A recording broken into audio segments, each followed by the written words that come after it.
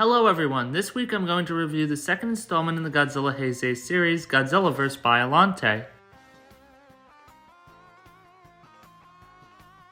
Since Godzilla 1984 proved to be a reasonable success in Japan, Toho decided to continue the series and began working on a sequel. While working on the project, Toho got cold feet a few times but ultimately decided against axing the project. 5 years later, on December 16, 1989, Godzilla vs. Biollante was released in Japanese theaters. Godzilla vs. Biollante is the 17th installment in the Godzilla series and the second entry in the Heisei series. Additionally, this is the first Godzilla film to be released during the actual political Heisei period of Japan. Being the second installment or sequel in the Heisei series, Godzilla vs. Biollante picks up right where Godzilla 1984 left off.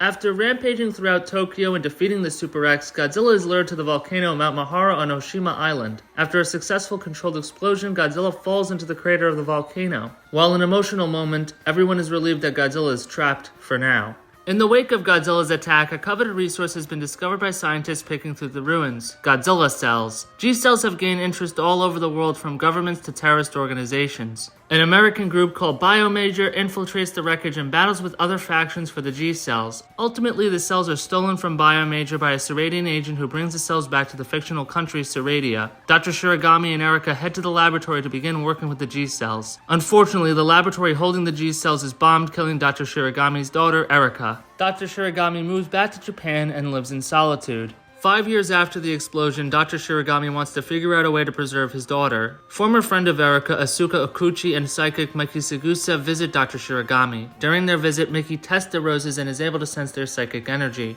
Dr. Shiragami is approached by the Okuchi Foundation to assist in using G-cells to create anti-nuclear energy bacteria, which will supposedly get rid of Godzilla once and for all. Hoping to preserve his daughter's cells within a rose, Dr. Shiragami convinces the Genetic Research Institute to let him hold onto the G-cells. In his home laboratory, Dr. Shiragami fuses G-cells with cells from one of his roses, inadvertently creating the hybrid kaiju Biollante. After Biollante botches their ransom plot, Godzilla is freed from Mount Mahara and is at large once again. Prepared, the JSDF swings into action and fights back against Godzilla with a new array of weaponry, including a new and improved Super X2. Godzilla is lured to Lake Ashi by Biollante, where the two duke it out for supremacy. Victorious after their battle, Godzilla rampages through Osaka, destroying everything in his path. Eventually, Godzilla is confronted by Biollante's second form in the countryside for the ultimate showdown.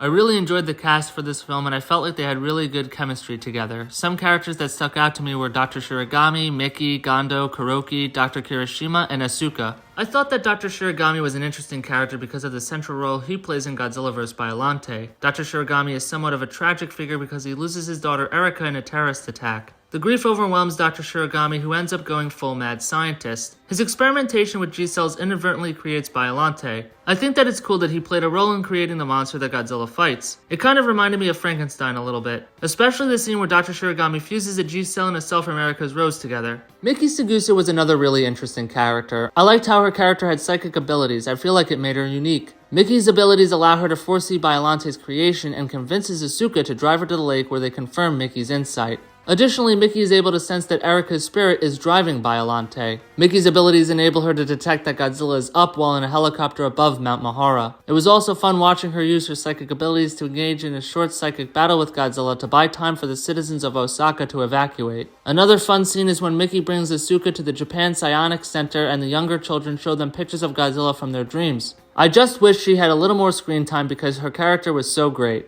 Another character I enjoyed was Colonel Goro Gondo, one of the leaders of the anti-Godzilla unit. It was great watching him and Dr. Kirishima hunt around for the Seradian agent and the anti-nuclear energy bacteria. After successfully tracking down the ANEB, Goro is then tasked with using the ANEB against Godzilla. Another thing I liked about Goro's character is that he isn't entirely serious. I like that Goro makes a joke here and there and isn't serious the entire time. In fact, he even has some funny remarks right after he fires the ANEB at Godzilla. He taunts Godzilla saying, "Medicine works better when you take it orally, eh, Mr. Godzilla?" Afterwards, Godzilla proceeds to knock down the building, killing Goro in the process. Another military official I enjoyed watching was Major Kuroki. Kuroki is put in charge of the Super X2 once Godzilla is freed from Mount Mahara. While Kuroki's experience is questioned by his superiors at the beginning, Kuroki proves himself over the course of the film. When Godzilla is hit with the anti-nuclear energy bacteria and it doesn't immediately work, Kuroki devises a plan. Kuroki suggests using an artificial lightning system to raise Godzilla's temperature, which is ultimately successful. I thought that Dr. Kirishima and Asuka were really interesting characters. It was fun watching their romance through the film. It reminded me a little of Goro and Naoko from Godzilla 1984. It was interesting seeing how there was a slight conflict of interest regarding Asuka's father being the head of the Okochi Foundation. Overall, I felt like they had really great chemistry together. Finally, I enjoyed the Seradian Agent, or SSS-9, which means Seradian Secret Service Agent 9. Originally, the Seradian Agent was sent to Japan in 1984 to steal Godzilla cells. He's sent back to Japan 5 years later to steal the anti-nuclear energy bacteria for Seradia. It was fun watching the Seradian Agent battle Biomajor for the G cells and the ANEB. It was equally fun watching Gondo and Dr. Kirishima hunt around for the Seradian Agent. The Seradian Agent is at least partially responsible for Godzilla's return. The Seradian Agent is an excellent shot with his sniper rifle and is almost always dressed in a suit and wearing sunglasses. Interestingly, the Seradian Agent is similar to Malmus from Ghidorah the Three-Headed Monster, who also had a sniper rifle and was dressed in a suit and sunglasses. SSS-9 is a real pest for the main characters and ultimately ends up getting what he deserves in the end. I really enjoyed this movie. I loved how this movie picked up right where Godzilla 1984 left off. I thought that it was a nice touch to show continuity between the two films since Godzilla vs. Biollante is a sequel. One nice attention to detail is the Godzilla Memorial Lounge. I thought it was a nice touch to show how Tokyo was rebuilt after Godzilla's attack in 1984. I really liked the Godzilla Memorial Lounge because it acknowledges the events of the last film. The lounge even has a Godzilla footprint skylight ceiling. I liked how this movie showed the impact of Godzilla and how Godzilla cells become this valuable resource that everyone fights over. The movie highlights how everyone fights over this resource, which I think is an excellent commentary on society and the fight over resources. If Godzilla were real, you can bet that governments, terrorists, and corporations would all be fighting over G-cells. Overall, I really enjoyed the story and thought that the characters each elevated the movie in their own way. The design for Godzilla was changed for Godzilla vs. Biollante, and I have an entire suit video that you guys can check out. Overall, I really like Godzilla's design, and I think that they did a good job updating the suit. This design for Godzilla with tweaks here and there will essentially remain for the rest of the Heisei era. It was great watching Godzilla escape Mount Mahara, fight the Super X2, battle Biollante, and rampage in Osaka.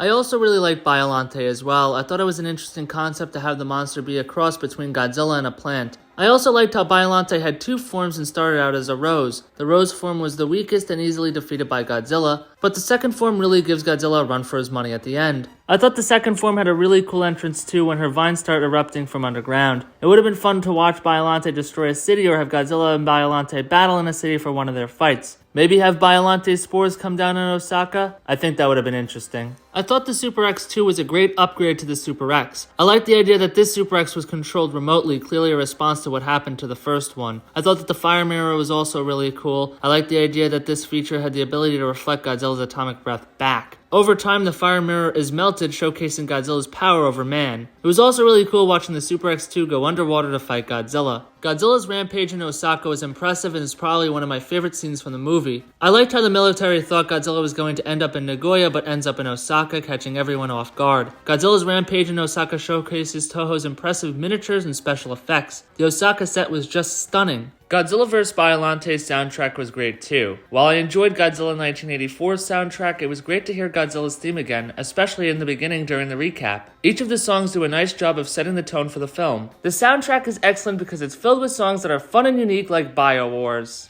Finally, I really enjoyed the battles in this movie, from Godzilla fighting Biollante to Godzilla battling the Super X2. I thought that Godzilla's battle with the military and the Super X2 were incredible. All the special effects that went into creating these scenes are all well done. It was great watching the Super X2 reflect Godzilla's atomic breath back at him, or when the Super X2 battles with Godzilla underwater. Another great scene is when Godzilla obliterates the Navy as he makes his way to the Japanese mainland. Both of Godzilla's battles with Biollante were great. I liked the first battle and how it showed Biollante's vines underwater attacking Godzilla. It was cool to get that aspect instead of just seeing what was going on above the water. While Biollante fights back and overwhelms Godzilla with her vines, her rose form is easily defeated by Godzilla. Even though the battle is short, it's fun and entertaining to watch. Finally, Godzilla battles Biollante again when her second form arrives in the countryside. I love the design for Biollante's second form. It had a real menacing look. The second form's abilities were also cool, like the acid sap. I also liked how Godzilla goes into Biollante's mouth only to fire his atomic breath. This was a really interesting battle, even though Godzilla gets tired out thanks to the anti-nuclear energy bacteria starting to kick in. I also liked watching Godzilla get overwhelmed by Biollante's vines. I think it showed that Biollante was strong as well. It was cool seeing Godzilla use his nuclear pulse to get the vines off of himself.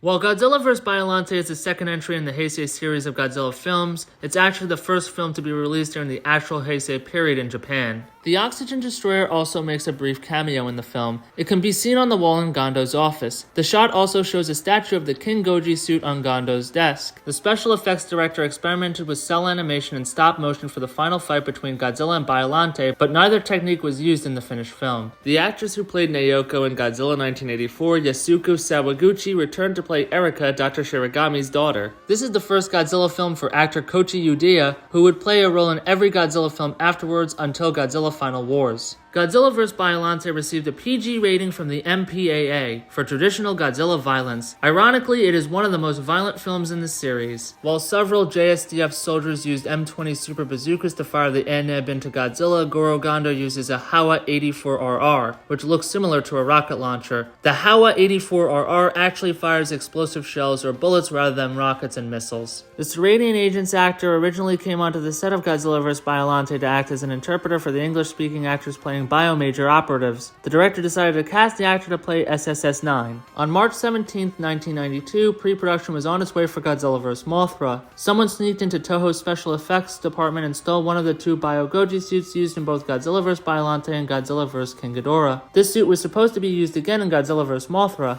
A Godzilla hunt was launched for the stolen costume, valued about $371,000, and ended when an elderly lady found the suit in a bamboo patch in the suburbs about a week later. While the suit was missing, the special effects staff began working on a new suit called the Biogoji. I'm gonna give this movie 4 out of 5 stars. While Godzilla vs. Biollante was not a financial failure, it didn't perform to Toho's expectations. Attendance figures range between 2 to 2.5 million tickets sold, and the box office gross was about 1 billion yen. Sadly, this influenced Toho's decision to put the series on a brief 2-year hiatus and bring back an established enemy monster for the next film. Godzilla vs. Biollante was the 8th highest grossing Japanese film of 1990. Godzilla would go on a short 2-year break, and the Heisei series would continue in 1991 with Godzilla vs. King Ghidorah. I hope you guys enjoyed this video. See you in the next one, G-fans!